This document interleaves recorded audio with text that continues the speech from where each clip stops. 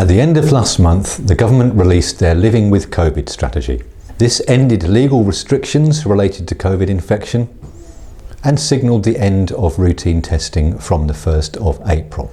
It is no longer a legal requirement to isolate if you test positive for COVID. However, you are still advised to stay at home and avoid contact with other people to prevent spreading the infection. Universal testing for the public will end from the 1st of April. This includes symptomatic testing as well as asymptomatic testing using lateral flow testing devices. It is important to remember that this does not mean that the pandemic is over. The virus continues to circulate, and in Staffordshire we saw an increase in a number of cases last week. As we learn to live with COVID, there are steps that we can all take to limit the spread of the infection and protect the most vulnerable. Keep indoor spaces well ventilated, open a window and get some fresh air.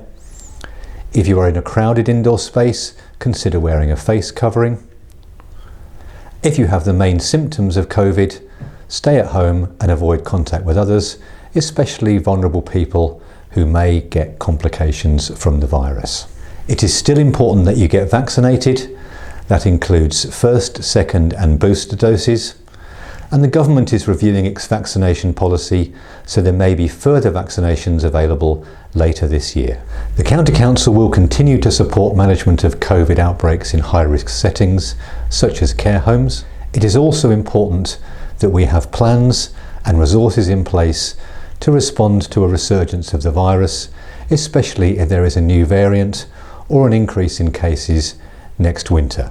Our response to COVID so far has been an extraordinary collective effort, and I would like to thank the public, residents, businesses, the County Council's staff and those of our multi-agency partners for all of their efforts throughout the pandemic.